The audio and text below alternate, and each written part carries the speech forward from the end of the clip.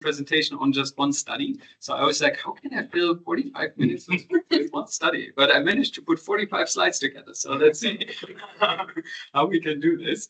So to waste a bit of time, I introduced my co-authors. So this is the first point of action here. So this is the study I'm going to talk about. It's called the Reform of Value-Added Taxes on Foods can have health, environmental, and economic benefits in Europe. Somehow Nature Food doesn't like Oxford commas. I don't know. They always like delete these. But yeah, it was done with Eugenia, who worked with us on the LEAP project, with Florian Freud, who is a longtime collaborator at the Thun Institute in Germany, with Jürgen Jensen, who's at the University of Copenhagen, and Clara Wusu, who is visiting us at LSHTM for half a year or so. And we basically worked on this during her visit.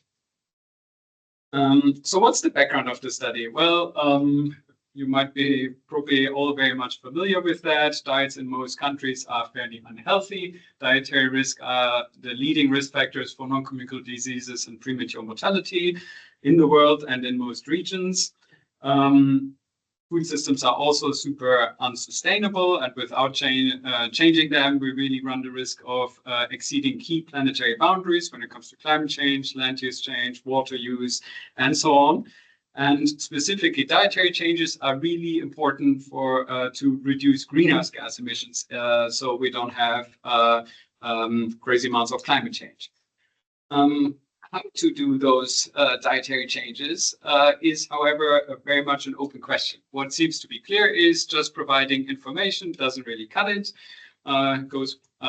Enters one ear, goes one ear out, we say in German. There might be a similar, you say that in English too? Yeah, pretty much. Okay, good. So what seems to be more important is that you do this ear in, ear out thing, but you also couple that with other policies, like fiscal policies. The nice thing with fiscal policies is, wait, I highlighted them in red there, fiscal policies. So the nice thing about those is that they require very low agency. Like you just see prices are in a certain way and you don't really think about all the health, environmental or other aspects related to that food whose price you see. Just the price itself either incentivizes you or disincentivizes you to make a purchase decision. So working with fiscal incentives is usually a good thing to move sort of population level change. However, policymakers don't really like it very much. But there has been discussions on these, a little bit cautious in the UK, I would say. So they were mentioned in the National Food Strategy. I mean, mostly on processed foods and sugar, but, you know, they were mentioned. In some op-eds, they are sporadically mentioned by, you know, colleagues, for example. And in other countries, they are mentioned as well. For example, in Germany, there was a discussion whether to basically put up the value-added tax on meat, put it down on fruits and vegetables.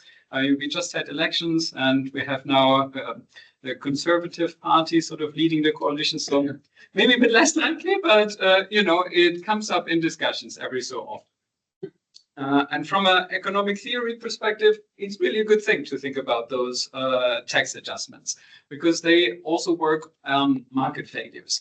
So in food systems, we have market failures if there are externalities. Climate change is like the most famous example of an externality.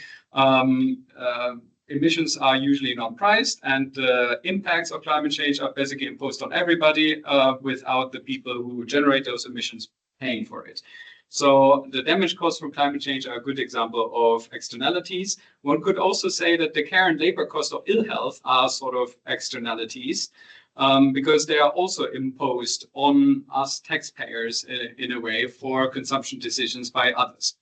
So both of those additional costs, or the fact that they are not integrated in the prices of foods that are related to climate change and ill health, result to overconsumption of foods that are relatively unhealthier. I'm letting you get the dog.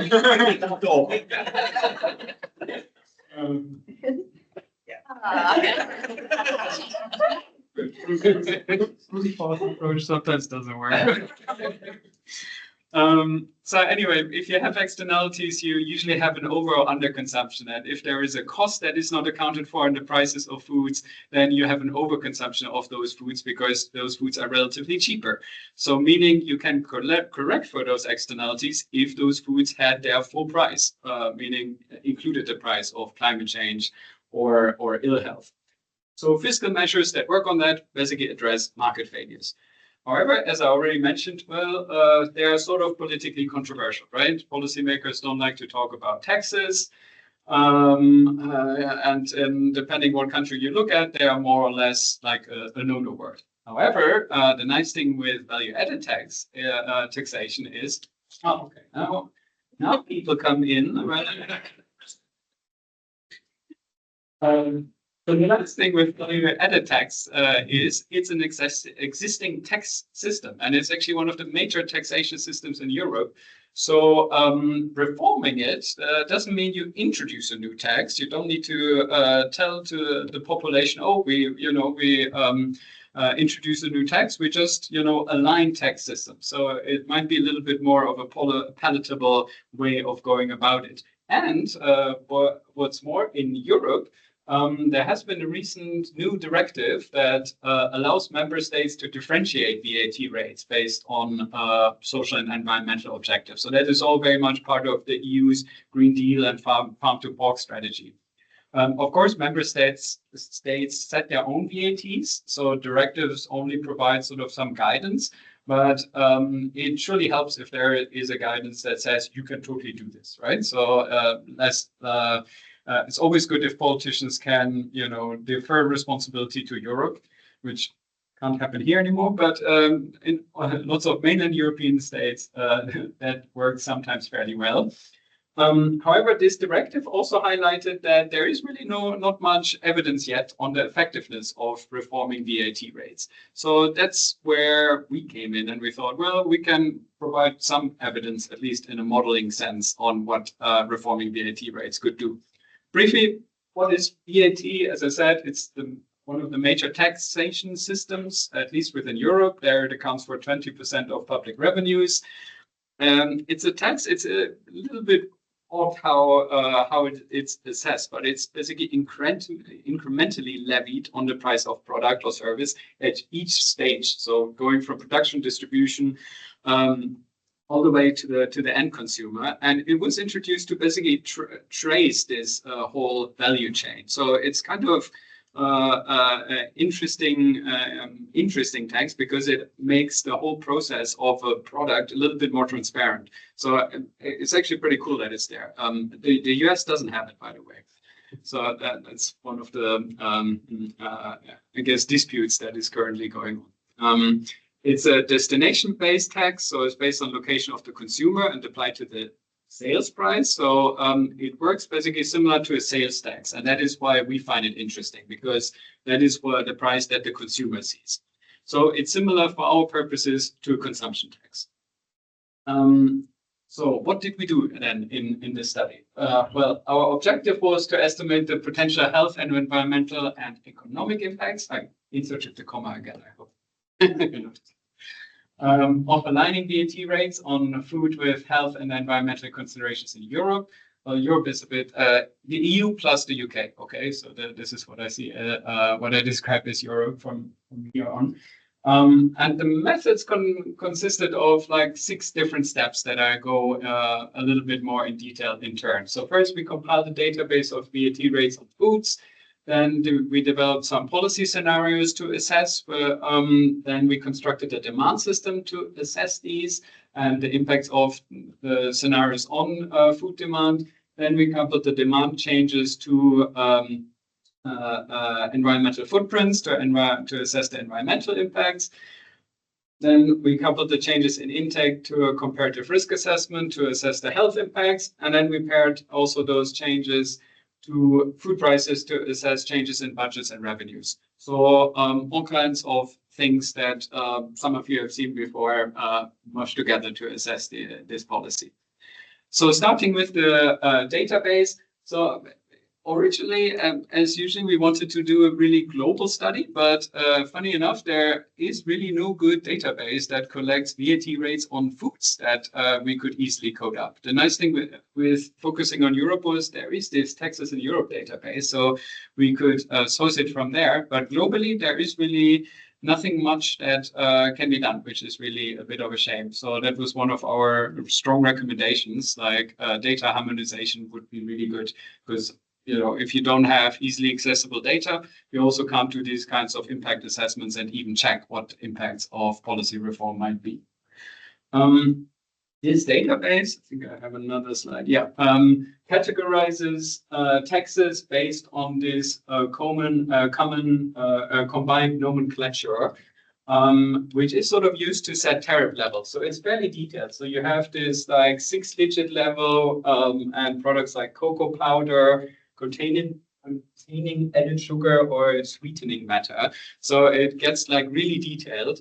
So Eugenia went through all of this and then aggregated this up to 20-something food groups that we used in our analysis. So that was really quite a bit of work to sift through those tariff data. Just as a bit of outlook, we also did that for all kinds of trade agreements. So the next thing that we're working on is assessing all kinds of global trade agreements, globally. To develop some trade taxonomy. But for these kind of things, you need to basically go through this very detailed tariff level data. Then for the demand system, that is sort of where Clara came in. So Clara is an agriculture economist and works on demand systems and elasticities.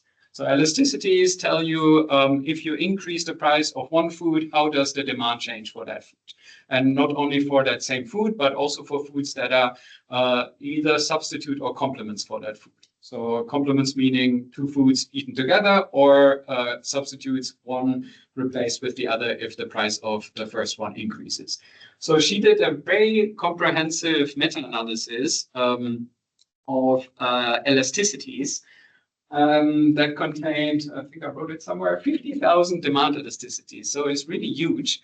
And not only that, but she also came up with a really cool way of basically regionalizing those elasticities for specific countries. So normally you can do that with econometric analysis, but these days with all the AI stuff out there, you can actually use a machine learning algorithm. So some people might have heard of random trees, for example, that is often used in ecological research. She used something called CG Boost, which is a little bit more efficient than random trees, to basically calibrate those elasticities to specific countries. So for that, you train a model with that whole database, but also with data on GDP, population data, food prices, and so on. And basically, that machine learning algorithm spits out the complete set of elasticities for the country and year that you're interested in. So it's pretty cool. You could do that with classic regression as well, but this made it a little bit more efficient and more fine-tuned. And then after this, we did also what is sometimes missing, like an economic calibration, where we made sure that Engel's constraints and Cournot constraints are satisfied. So this is like some econ stuff. If you're interested in that, we have that all in the supplementary information. But this was really one of the major new aspects here. And just to highlight also how different that is, like before, for example, before these new data came in, we did lots of those policy assessments with the elasticities that are in food system models. But those have been parameterized mostly on a data set from the 1980s that a dude from the World Bank compiled. And that really has elasticities that are really not elastic. So meaning you can do anything to your system and food demand doesn't change. So that's what you see in most food system analyses, actually. So you have if you don't change the demand system by brute force, consumption doesn't change much. That is very different to actually if you look at specific elasticity estimates and you do this kind of harmonization. So the elasticities that Clara derived, they are almost like a factor of 2 higher.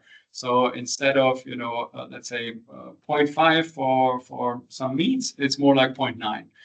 meaning if you increase by 1 unit the price of meat, you reduce demand by 90% of that instead of half. Then Joseph, you want to talk about this slide? Sorry, we have a question. Is that okay, or you want me to wait till the end? These elasticities are going to be crucial, surely. Yeah. So I'm trying to understand, what is it about this method that allows you to estimate or pin those down in a better way? Is it that you, first of all, is it only the own elasticities, or do you have all the cross-price elasticities? Also cross-price.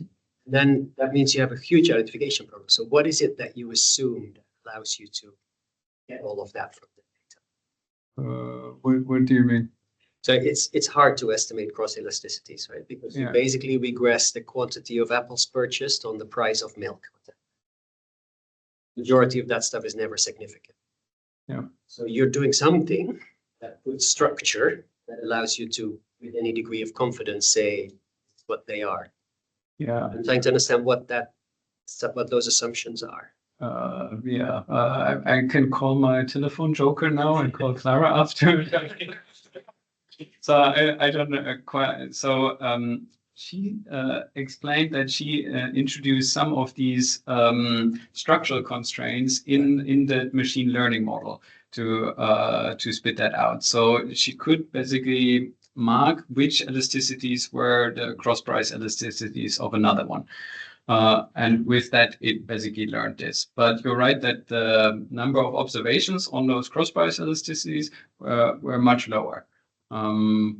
So yeah, that's all I can say about this. I mean, I still think it's better than this data set from the 1980s, because there I'm sure it is, but maybe it's an interesting thing to check whether how sensitive your results are to using the crazy ones. Yeah. And the truth is probably going to be somewhere in that range. We did a bit of comparison because we did a study on just greenhouse gas taxes. And there we see like roughly this 50% change. Mm-hmm. So it's much more elastic now.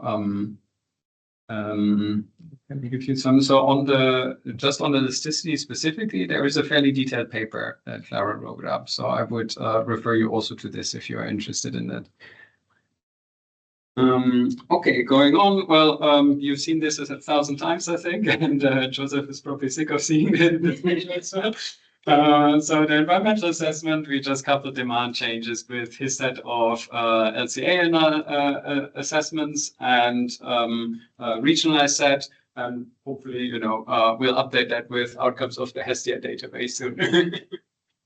And this you've seen from me very often as well. So the intake, changes in intake. So we subtracted waste from the demand changes to get intake. And then we fed into a global comparative risk assessment model that looked at the risk-disease relationships between diet and weight-related risk factors. The weight-related ones were related to changes in total calorie intake. And then with an impact on mortality. That was calibrated with a meta-analysis of relative risks.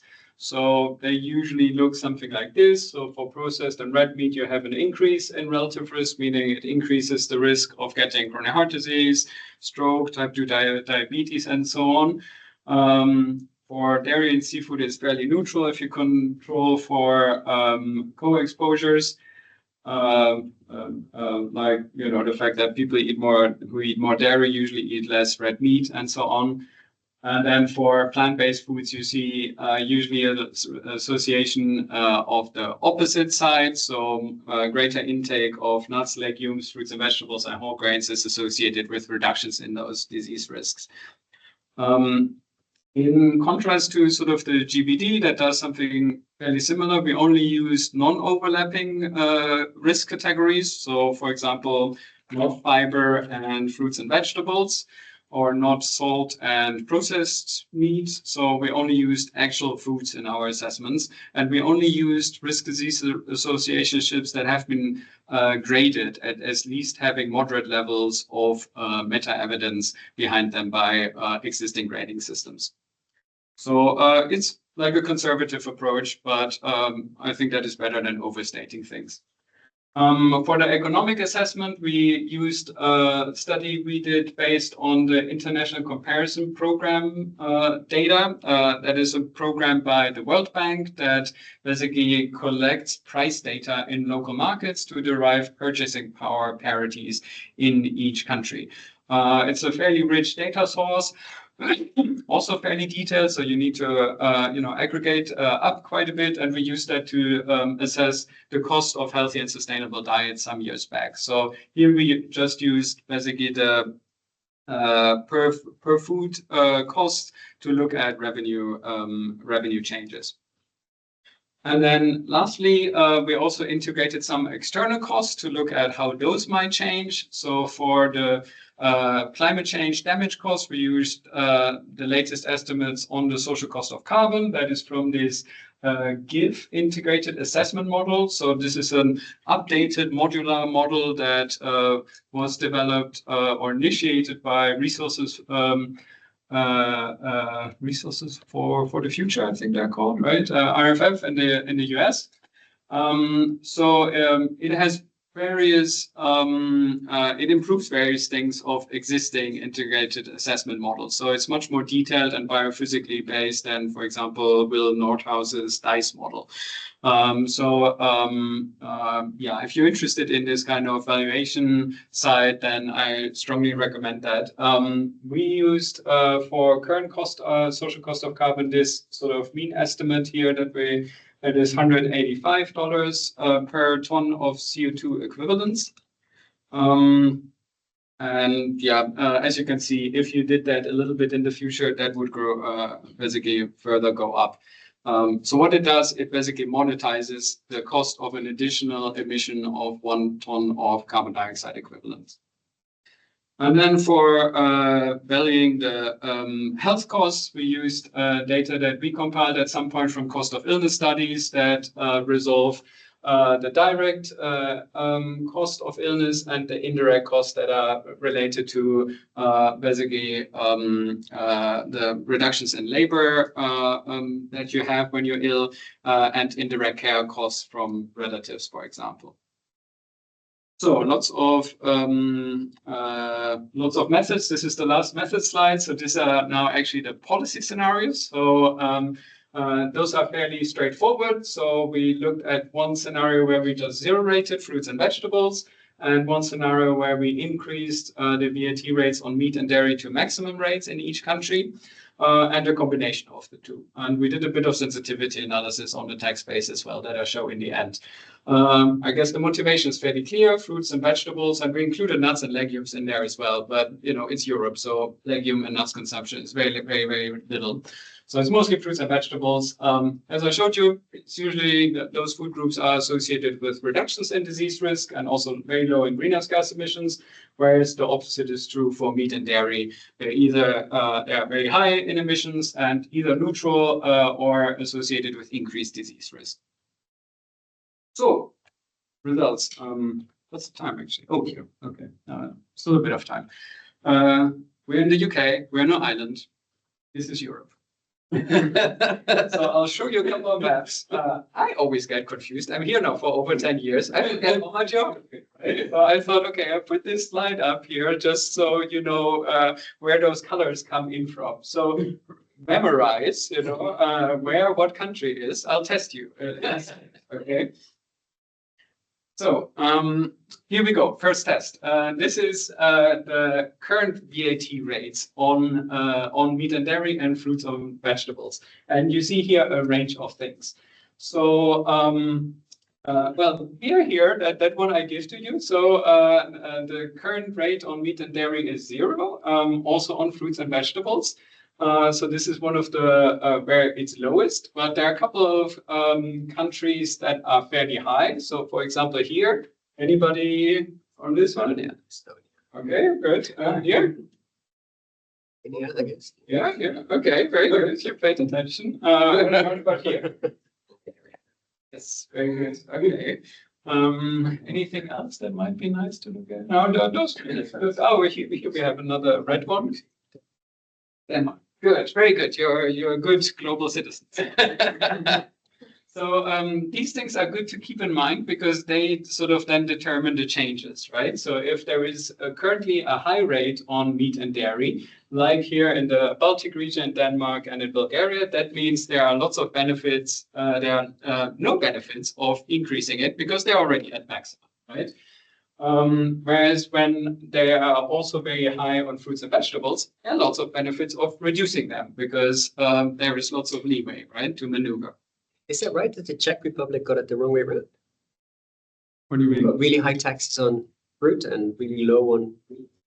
Yeah, for a larger number, that is the case. So most countries go hand in hand, but more than the other way around have higher taxes on fruit and vegetables than on meat.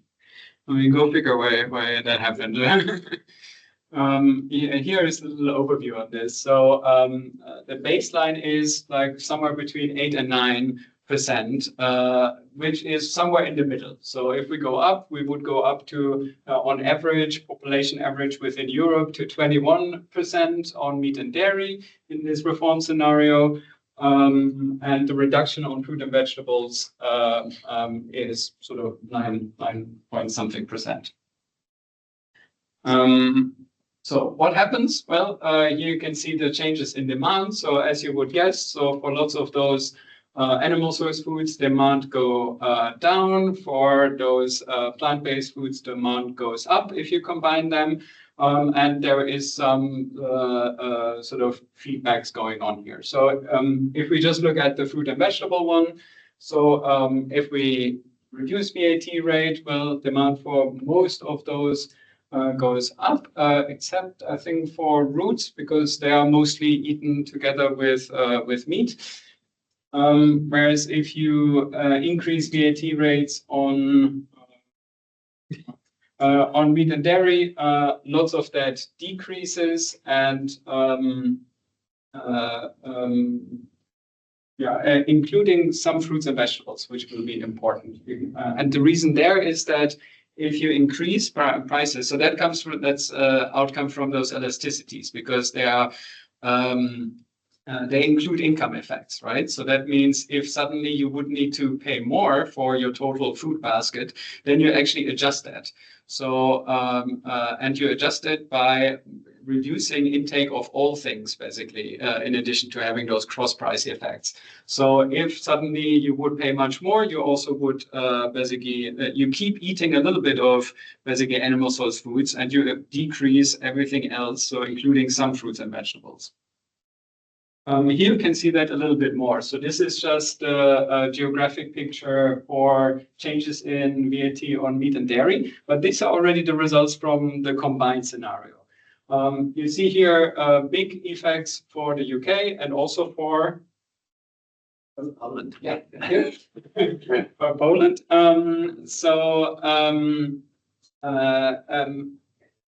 But the interesting thing is you get some like increases in meat and dairy in these countries where there is actually nothing going on, and that is exactly these changes in basically income. So no change in the price of meat and dairy, but lower prices for fruits and vegetables. Suddenly your budget is a bit higher and you can consume some other things, right? So you have a little bit of feedback going on. And same the other way around. So if you only changed VAT, here's for fruits and vegetables. So here you see a funny feedback for the UK. There is no change in VAT for the UK, but because there is a very high change on meat and dairy, meaning that becomes more expensive, the budget in the UK goes down a bit and you consume a little bit less of fruit and vegetable here.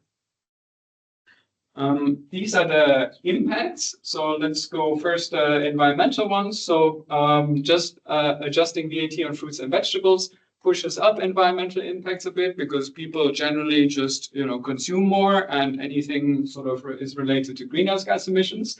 However, this is only roughly 1%.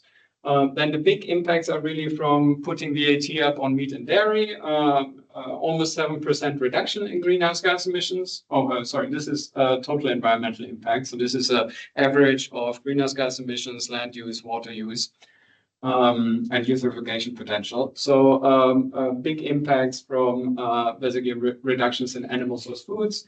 And then if you combine them, well, that is lowered a little bit because of that increase from fruits and vegetables.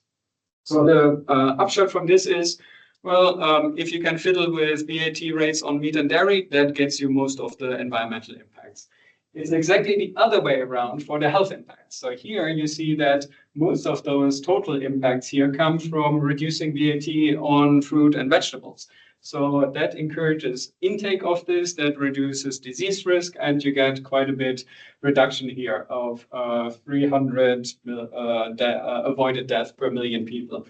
Total, that was, I think, 170,000-ish in the EU plus the UK. This is roughly the number of avoidable deaths in a big European country like Germany. But when you say avoided deaths, what does that mean exactly? Like, how do you exactly define that? Because we're all gonna die eventually. Yeah, this is sort of in equilibrium in that year. So you can use those relative risks to basically attribute where what risks are associated with death in a particular year. So this is what sort of the global burden of disease is doing. Right? Okay, so given the same population size in a particular year, the number of deaths will fall, and it will be a death at some point in the future, right? Well, we can only say sort of in equilibrium in that year. There is no good data to allow us to say exactly when that would occur. Some people say, well, you already see changes in intermediate disease risk in the same year, and you see from natural experiments also changes in that same year. Others in sort of more dynamic models have assumed you see them in 10 years. But when you look at where do those assumptions come from, not very much, you know. So and it's based on gaps on this. Based on the current population size. Yeah. Okay. And the current mortality rates. Okay. Why did you use years of life lost? Yeah, it's also in the model. I think that's usually easier to understand by people, but years of life lost we also have in there. And I mean, they give greater value if you die earlier in life, right? Because it's more lives lost. Okay, that was the fruits and vegetables. For meat and dairy, it's kind of interesting. So this is the case for the UK, right? Because there you can only increase VAT on meat and dairy. And here you see a funny feedback effect. So you see a health benefit from basically having less red meat, and also a health benefit from just some reduction in calories that basically bring down your weight curve, so less overweight and obesity. But because of these budget implications that people consume generally a little bit less fruits and vegetables, you also see that negative impact of only adjusting VAT rates on meat and dairy. So in total, it's sort of in the balance a little bit towards the positive, but I guess it's important to point out that there are might be those feedback effects. And only if you combine them, you're sort of clearly on the safe side. When you select foods that are complementary or substitution, are they based on calorie per gram, or how do you decide? Is it just on eating patterns? I'm just thinking in terms of calorically, so if meat goes down and something else goes up, or is it just a pure, as in how do you? It comes from the demand system.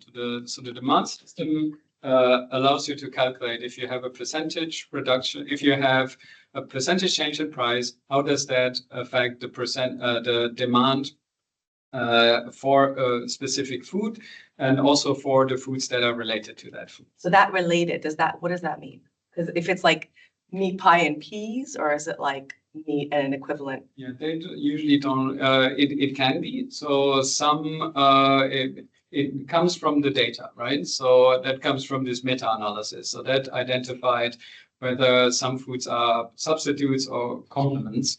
As you said before.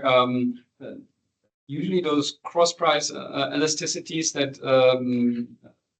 basically calibrate this there are less of them, and they're lower in value, if you can say so. So the substitution is always stronger within the same food than in other foods.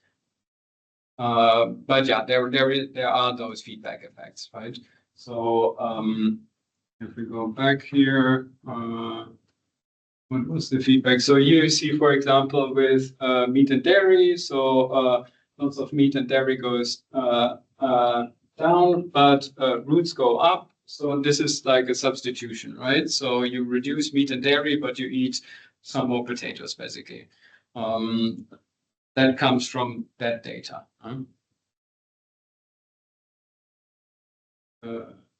Okay, it's here. Briefly, sort of how this looks in terms of maps here. Changes in environmental impacts. Well, you see them in most places that could up VAT rates on meat and dairy, which means here at the Balticum and Denmark, they were much less so. And for the number of averted deaths here, you also see that those are higher wherever you could basically decrease the VAT on fruits and vegetables, meaning, for example, in the UK, there were much lower impacts. To the economic implications here, this shows you the change in cost of diets. That is kind of interesting because usually people would say, oh, this is regressive, or that is, if you put prices up, that might be regressive. But with the demand system we used and those elasticities, actually, since there are elasticities that include the income effect, we actually see that, there is really not much happening. So consumers do finally balance their budget in this. But because still the tax base is changing, so you do get actually an increase in revenues. So that's kind of interesting. So consumers don't switch completely away, for example, from red meat that is much more expensive. But because it's more expensive, you get an increase in revenue from this. And that is about 40 billion in the EU plus the UK. And here you see also an interesting comparison with those external costs. So they basically, in the combination, they double the benefit to the government, the country, the population. And you see here where they come from, right? So only if you focus on fruits and vegetables, there you get a loss of revenue because suddenly they are not taxed anymore, right?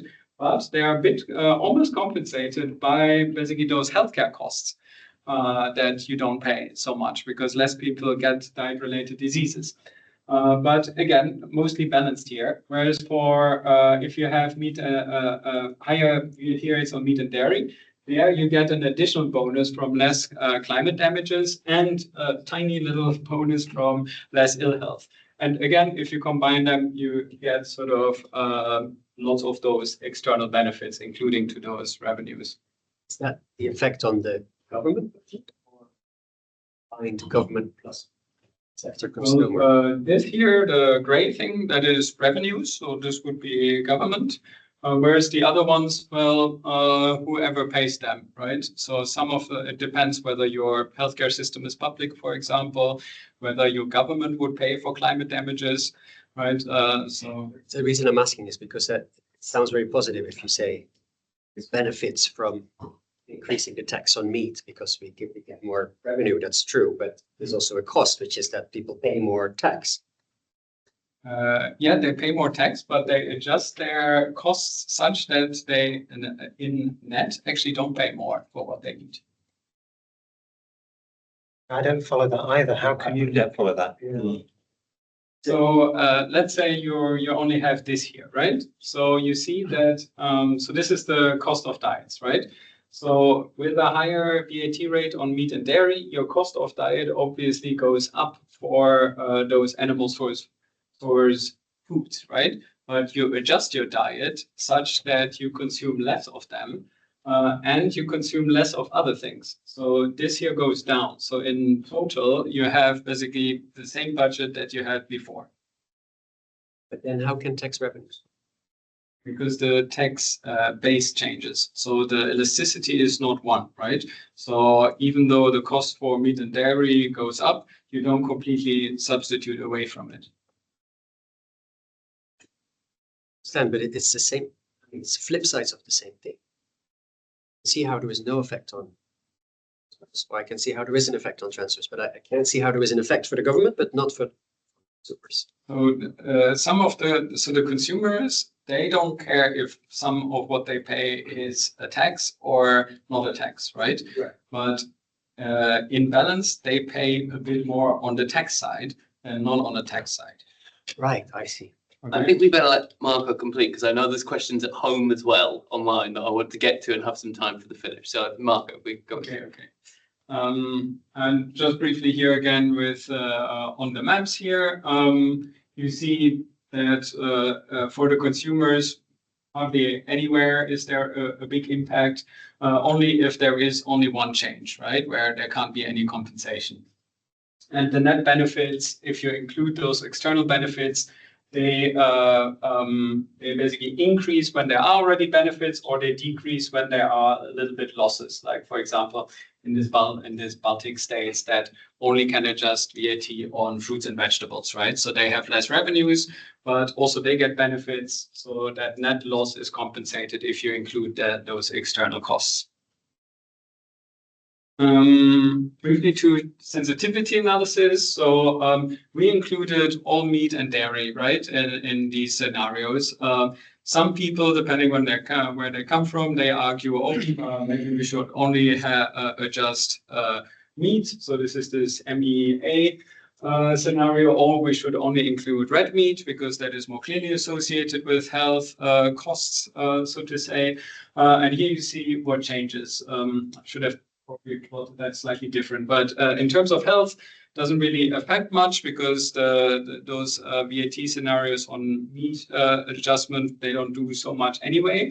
On environmental impacts, it makes a big difference. So we go from this reduction of almost 6% to around 3% and less than 3% if we reduce the adjustments to only meat, like without dairy, or to only red meat. So that is a big sort of penalty you pay for a lower focus here. And also, I mean, it's a bit less clear, but also the revenues, they basically halve. So I guess that's something to keep in mind if you're a policymaker. Then another comparison that we thought we might do is how does that compare to just the greenhouse gas tax, right? Because that would be a new tax. And that is also intended to at least make the food intake more sustainable. So we can basically render results for a matched tax that matched the greenhouse gas emissions. So this is this SCCM. So same reduction in environmental impacts, and we were interested in how does that compare to health impacts. And here you see, because even though we used in those scenarios the revenues from that matched greenhouse gas tax to reduce prices for fruits and vegetables, it still doesn't get to this combined VAT scenario because the revenues are not enough to get you this kind of incentive to consume more fruits and vegetables. We also wanted to compare it to what is if we taxed actually foods according to the full social cost of carbon, this $185 per ton. And that is much more. So this match tax is around 60, right? So it gets some way towards integrating the environmental externality, but not quite there. So the full cost would be 3 times higher. That would obviously result in greater environmental benefits and also almost as good health benefits as this VAT scenario. So briefly to discussion, the literature really doesn't have so much on VAT studies. So there was one paper by Klinert that looked at how can meat taxes in general be designed to avoid overburdening low-income consumers. So they looked at distributional impacts.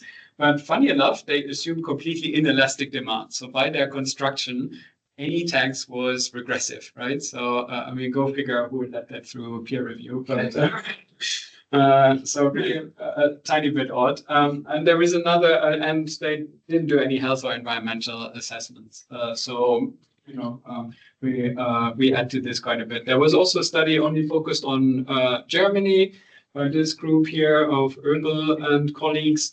But they come more from an engineering school, I think. So they came up with like weird parameterizations, and they didn't really use an economically consistent demand system.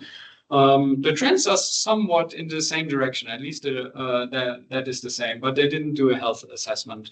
So we add basically to the literature with what we have with this more economically consistent demand system and both health, environmental, and economic analyses. Of course, there are also shortcomings and caveats in our study. So this meta-analysis on elasticities contained relatively more observations on animal source foods than on plant-based foods. So that could be improved a little bit. The health assessment, as any assumes basically a causal risk-disease relationship, but as with any epidemiological data, there might be residual confounding. The environmental assessment was based on regional LCA estimates, not country. However, impacts vary more across food groups than across regions. A big one is probably that we didn't look at supply side responses. We only used the demand system. But obviously, if the price changes in the country, you could also think that producers have an incentive to mitigate that price change in some degree, right? Or there could be more imports, for example, to make up for price changes. So we didn't look at that, and that's an important thing to keep in mind as well. Then there could be interactions with other fiscal policies that might be newly introduced. So that's an interesting question to look at policy bundles and how they work. And then lastly, that was a study for EU countries plus the UK. But, other countries might be different, right? So we would have liked to say something very general about VAT reform. But since they might differ, we only can do that really strongly for Europe. But for Europe, I think the messages are fairly clear. So these are the conclusions here. So in Europe, most foods are not taxed at maximum or minimum rates. So they are somewhere in the middle, which gives really a lot of room to maneuver on VAT, which is sort of a nice finding. We didn't start off thinking so much about this. So this was really came out from this assessment. Then our policy scenarios did show that reforming VAT rates can result in improvements in public health, environmental sustainability, and costs. Health improvements are mostly from reductions of VAT on fruits and vegetables, environmental impacts mostly on increasing VAT on meat and dairy. And if possible in a country, is really best to combine them. That also addresses really those distributional concerns, right? Where you don't push low-income households into sort of diets where they might need to reduce total purchasing because suddenly prices are higher. So I think if you can do this combination, then really reforming VAT rates on foods is as close to a no-lose policy as it gets. So let's see if some policymakers listen to it, but surely I would want that for people to take away from this talk. And with that, here is again the reference, and looking forward to 10 minutes of discussions. Thanks very much, Marco. This clock is wrong. Yeah. Right? It's at least 5 minutes out. So we've got 10 minutes for a discussion, essentially. So I'm sure there'll be more questions in the room. I reckon I've seen there's quite a few at home. Yeah, there were a couple of questions on references, but I think maybe we should probably part that at that time. Yeah. Okay. And But there was a question on, do you look at equity dimensions of projected health impact? No. So it's only country level assessments. Because what we usually find within across countries is that, or I should say it in a different way. So usually low-income households, they have higher elasticity. So they substitute away from things much more than high-income households. Traditionally, that's portrayed as a regressive thing, but usually that is a health progressive thing because they actually get more health benefits of having greater dietary change. Now, if anyone online wants to ask a question, please just raise their hand. Lexi will see and she will alert me. But otherwise, let's have some questions. So yes. Very, very interesting talk, thanks. And did you look at the option of a revenue neutral approach? So I'm thinking particularly for those countries that have very low zero VAT rates like the UK, where you saw a decrease in fruit and vegetable consumption because of total food basket pricing. Yeah. Where, you know, perhaps some of those revenue from the meat and dairy could be recycled via other changes in the tax benefit system, perhaps targeted at poorer. Yeah, I think that's a great idea. In a previous paper that was only on putting greenhouse gas taxes on foods, we looked at that and we basically calculated revenue. We used, I think, what was it, 75% of revenues to support basically food and vegetable intake. And there, in that study, we found that was really instrumental to make sure that we have a health benefit of that policy. And indeed, you can think about doing something similar here. That would have to be outside of the VAT system. So you would need to come up with other ways of using that revenue and other sort of public health promotion campaigns. But that would indeed be a very good idea for the case of the UK. You could make VAT revenue neutral in the UK because it just means taxing a few more of the unhealthy foods or the environmentally unsustainable foods like eggs, for example, while they taxed. And the revenue side is no problem, right? So there everything is zero. So you can up taxes on unhealthy things, but you can't reduce fruit and vegetable lower because they're already at zero. no, but you can adjust it so that overall the revenue from VAT be the same. You can't lower anything. You can lower some things like red fruit. There are some healthy foods which you could lower the VAT. Orange juice, for example. I'm not sure practically speaking how practical it is, but in theory, surely you should be able to make the VAT regime traces in the UK revenue neutral. Or the same, or making the same amount, raising the same amount of the current level as something.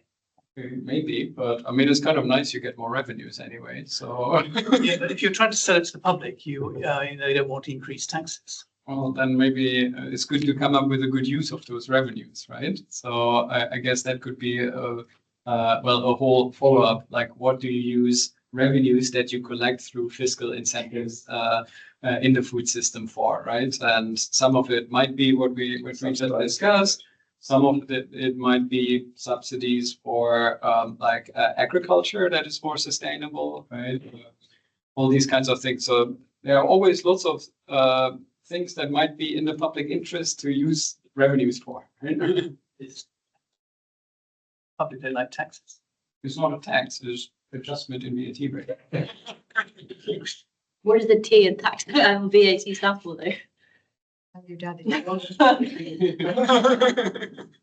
More questions? John.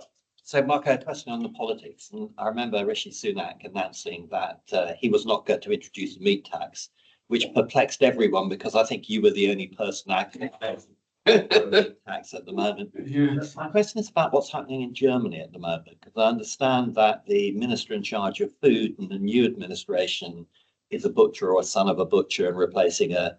How is the discourse in civil society working in Germany at the moment? Yeah, not very well. So the previous administration had somebody from the Green Party who actually was very open for these discussions, specifically on changes in VAT rate. But I guess because he was also a self-identified vegetarian, he felt like he needed to be, he couldn't be as progressive as maybe otherwise or so. It's a mystery to me, but he wasn't able to push anything through. The new one, as you said, is really not progressive and even suggested think schools need to have more meat in their cafeterias. So it's really like anti-science, I think one can clearly say. one could also say, well, the first proposal was the president of the Farm Association becoming the minister. So that didn't happen due to public protests. Whether the new person can be moderated a little bit by the Social Party, who is also in government, I guess, stands to see. But I'm not super hopeful that the current administration will do very much on it, unfortunately. But you never know, sometimes things come up. Similar around the world. Probably got time for one quick question. Joseph, you're teetering around with a question. I wouldn't say it's anti-science to be like anti-environment and anti-human health improvements. It's just a value judgment, isn't it? Obviously, they care more about the taste of meat, right, or whatever it is they care about than the environmental benefits. Like, I mean, if they clearly say having more meat in schools would be, improve health for the school population, that is an anti-science statement. That is an anti-science statement, but generally being anti this kind of stuff isn't necessarily anti-science. I agree, but usually they do make those value judgments. I mean, I remember, like, in this country, like, who was head of DEFRA at some point? George Eustace or Therese Coffey? Owen Patterson. No, give me one more. Trust. No, also not. Michael Gove. Okay. Yeah, Michael Gove, thanks. So I remember attending a talk by him, and he was literally saying, let's not forget, British beef is the best beef and the healthiest beef in the world or so. And half of the room was just, this is an anti-science statement, I would say. So most of the time they do make those heroic statements. Did you say that German sausages were the worst?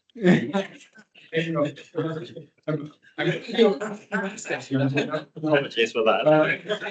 That's okay, but there are lots of these statements where they make a value judgment on good or bad, and they usually do specify good for what or for what not. And I think we do need to call this out as researchers, right? And that's not a party political issue. It's just we study whether something is healthy or more or less sustainable, right? I'm going to have to draw it a close on that. Thank you very much, Mark.